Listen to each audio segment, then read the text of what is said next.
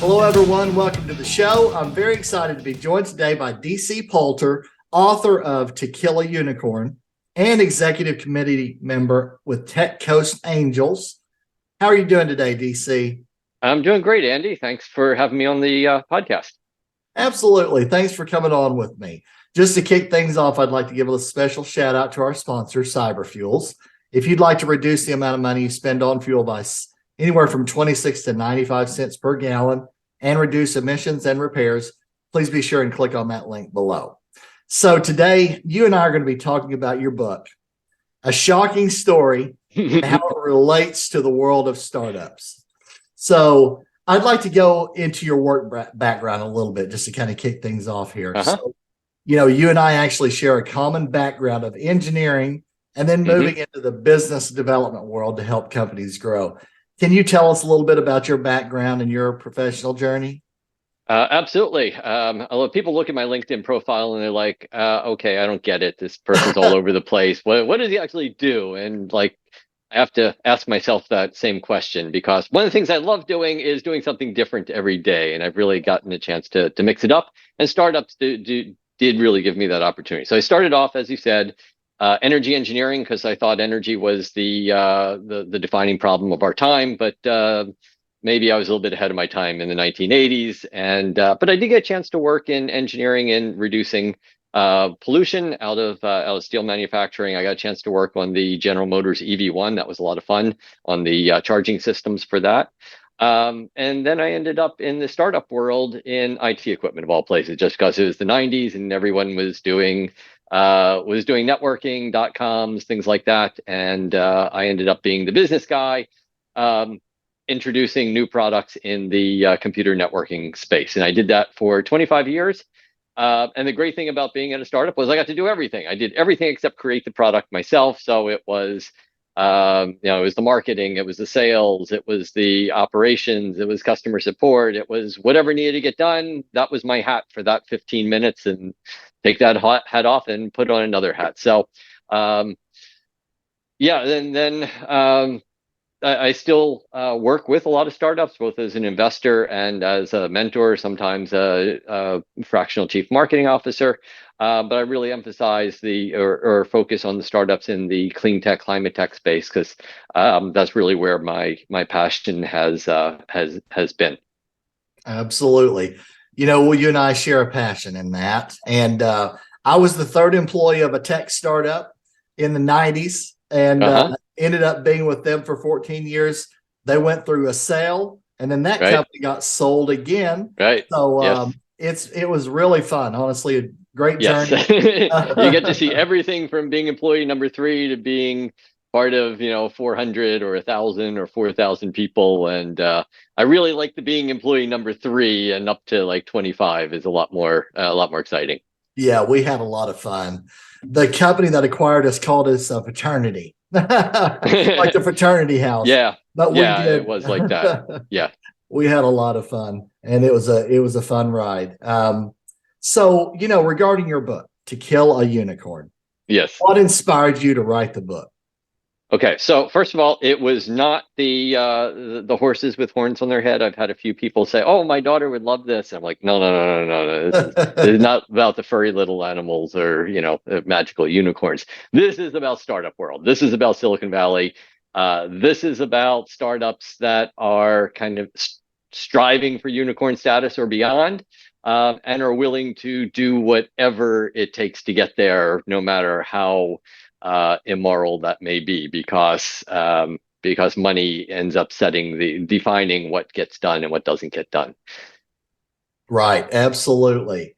And the book includes a hot tech startup, a computer hacker, a crypto billionaire investor, and the disappearance of a chief scientist. All of those are great elements for an awesome and you forgot the elephants. There's elephants in the story too. Just why not?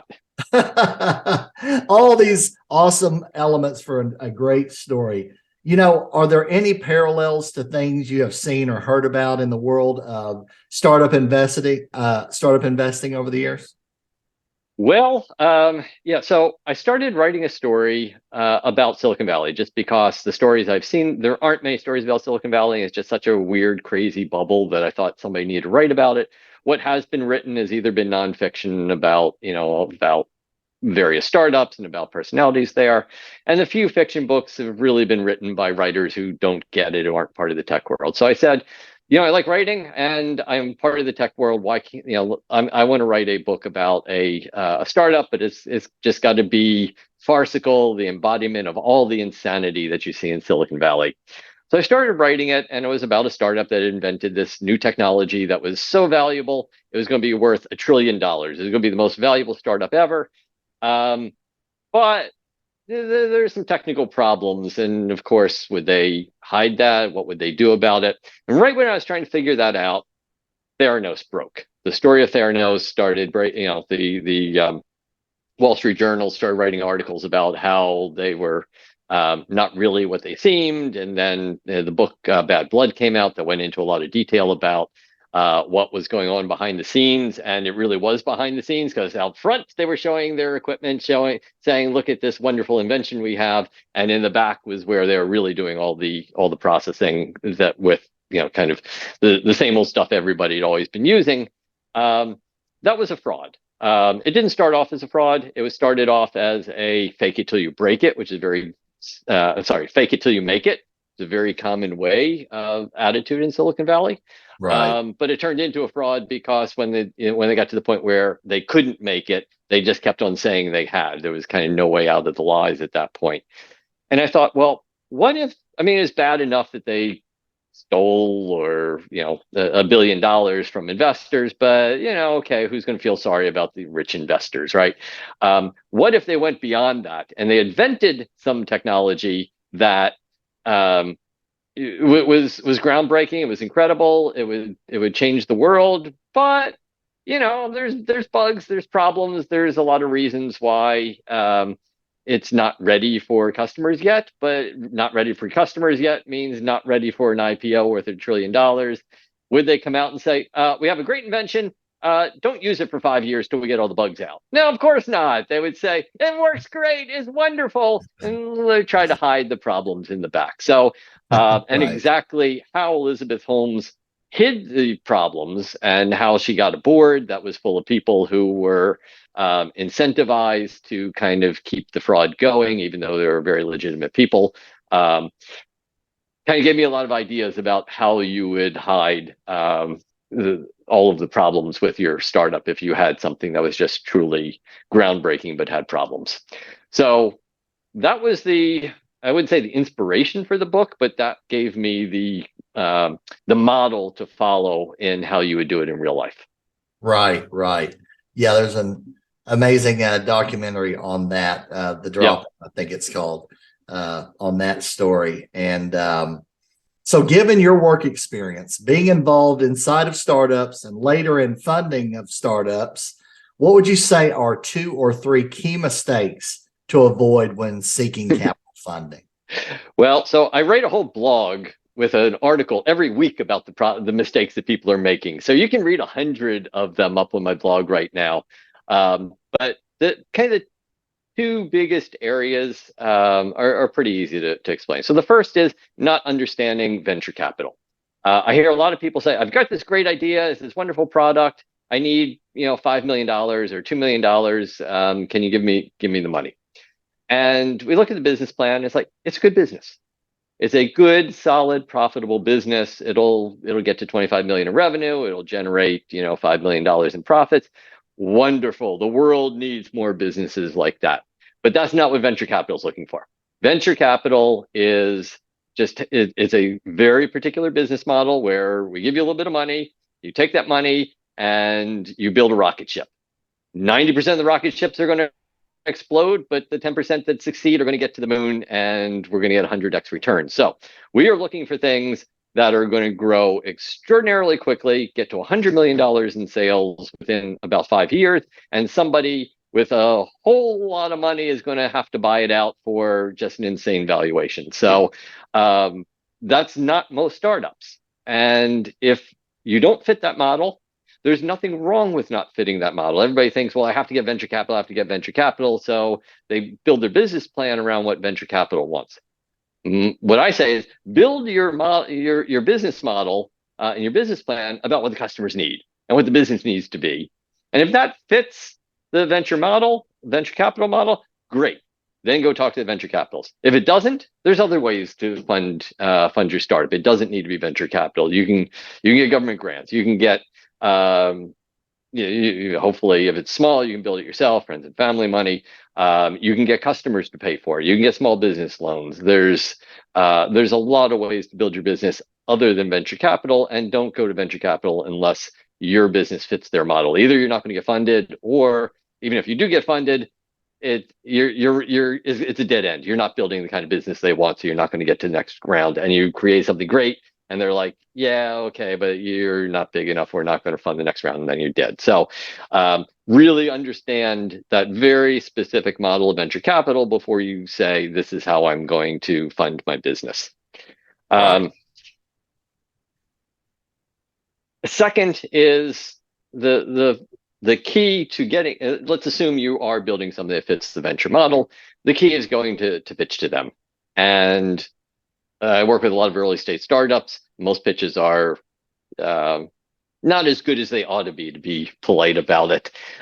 Because especially most early stage founders, they think what they're pitching is a great product. And so I see a lot of pitches that are like 20 minutes worth of why they've invented the greatest product in the world. And that's nice. That's a start. But that's not what a pitch is about. So when you're in a pitch to investors, what do investors want? Well, they want money. I mean, that's why they're investors, right? The whole goal of investing is to get a return. Now they may have other KPIs or other, they may be like, we only invest in ethical businesses or climate tech or things like that. But in the end, they are investors looking for a return. Mm-hmm. And so the pitch isn't about the product. The pitch is about how an investor is going to make money. And part of that is the product. Obviously, if you don't have a product, you're not going to make any money, but that's just a part of it. So the pitch needs to be about a third about the product, the market, the opportunity. I call that the 0 to 1. What are you building? Why are you building it? How are we going to actually get to market? The second third is then, okay, we need to get to $100 million in 5 years. How are we going to do that? How are we going to protect ourselves from competitors? How are we going to partner with other companies? What team do we need? Getting from 0 to $100 million is not easy at all. So how are we going to do that while suddenly the rest of the world is catching on to what we're doing? And the last is, okay, we've done that. We've created a great product. We've created a great business. Why is that going to be a great investment? So the last third is really kind of ending the story with, you, Mr. Investor, I'm here pitching you on, I'm trying to sell you something. I'm not selling you my product. I'm selling you stock in my business. Why should you buy stock in my business instead of like Apple stock or something a lot safer? So really understanding what the pitch is and what the story needs to be kind of separates out the people who know what they're doing from the people who are like, yeah, I've got a great product, give me money. Right. Great advice. Awesome advice all the way through there. And not every company is going to fit a venture model. And that's right. And there's nothing wrong with that. Go it. Get money a different way. Build your business a different way. Your chances of success are much higher if you do it a different way. Just if you do it the venture way, if you're successful, you're a billionaire, right? It's either 0 or a billion. That's all there is to it. Absolutely. And that's not all businesses. Yep. So on the flip side of the key mistakes to avoid, what are 2 or 3 keys to success in landing the right venture capital partner or an investment partner? Right. So the first thing is to understand what stage you're at. If you're just building your product right now, there's no sense going to the big VCs because they're looking for companies. They need to do big investments in companies that are already at a later stage. So understanding kind of the flow from friends and family to inside industry investors, to angel investors, to small VCs, to big VCs, and knowing what the requirements are of each of them, what they do, how they work, and how you need to present to them differently is kind of the first part. I mean, you're in a business, your business is selling stock in your business, knowing how that works and what your customers are looking for is your audience is looking for is kind of the key to everything. Second is, especially at kind of the mid stage, once you've gotten your product going, you're going to need to find one fairly substantial financial partner, and that company or that person will end up being on your board, and they will be really critical to the success of your business going forward. And you need to find the right partner, because if it's the wrong partner, then life is going to be hell, and they're not going to support you. So what I say, first of all, I mean, it really ends up being almost exactly the same as taking on a co-founder. You're going to be working with them on nearly a daily basis. They're going to be intimately involved in the strategic decisions. And when the time comes and the company is not doing as well as you thought it would, and you need to change your strategy and pivot, are they going to be there to help you, or are they just going to be like, yeah, well, it didn't work, sorry. So do you like them? Do you want to work with them on a daily basis? Do you trust them with your business? Right. Because if you don't, it doesn't matter if they have money. It's just not going to work out. Don't waste your time. Don't get into, I mean, it's like marrying the wrong person. Right. It's not worth it. Move on, find the right person, the right team that really shares what you're doing and wants you to succeed, and is going to be with you through thick and thin. Right. Absolutely. Yeah. And so, sorry, I just want to add the last point is they're going to do diligence on you. They're going to investigate your background. They're going to investigate your company. They're going to talk to your customers. You should do the same for them. You should not just take their words like, yeah, okay, we went out to dinner, we had a handshake, they're nice people, I believe them. Go talk to the other companies that they invested in. See what their experience was. Find out which ones have exited. Talk to the ones that have failed and see if they could have helped more, or they did everything they could. So really do your diligence on your partners as much as they're doing the diligence on you. Right. Great advice. Love it. And regarding your book, what are the best ways for people to get a hold of To Kill a Unicorn? Well, just go to Amazon. Amazon's the answer to everything nowadays. So go to Amazon, look up To Kill a Unicorn, DC Palter. You can buy it in either ebook Kindle, or you can get the paperback. And it's worldwide. That's a wonderful thing about Amazon is they have. You can go to Amazon Japan, you go to Amazon Germany, you can go to Amazon Canada, whatever. You don't have to worry about customs or any of that other stuff. It's all just right there for you. Right. Awesome. And this final question is one that I ask all of my guests. Okay. What would you say as a final word of advice for our friends out there listening or watching today? Okay. Great question. If you're building a startup, enjoy the ride. Every day is going to be a roller coaster. It's good news and it's bad news. And some days you just want to kill yourself. And some days you're just so thrilled. It's like, yes, this is working. It's working. And then things fall apart. I tell people it's 3 steps forward and it's 2.9 steps backwards every day. Right. And it's really hard to get your bearings. If you don't like that, stick to a boring job at a big company. But it can be a lot of fun, and it can be hellishly stressful. And it's nonstop, because you just can't back off, because you're either going to be successful or you're not. So in the end, I say it's an adventure. It's like being out in the wilds without a cell phone. And you have to enjoy it. If you don't enjoy it, you shouldn't be doing it. So it's stressful, it's painful, it's frustrating, but it's also a lot of fun. It's a great experience, so enjoy the ride. Absolutely. And, I appreciate you coming on with me. You've got great experience in this world. And then you went out and wrote this fun, awesome story as well, pulling in your experiences and things you've seen and heard, I'm sure. So I really appreciate you coming on the show with me today. Oh, absolutely. Thank you for having me on. This has been a lot of fun too. Well, thanks again, and thanks for listening or watching, everyone. We will see you again soon. Take care.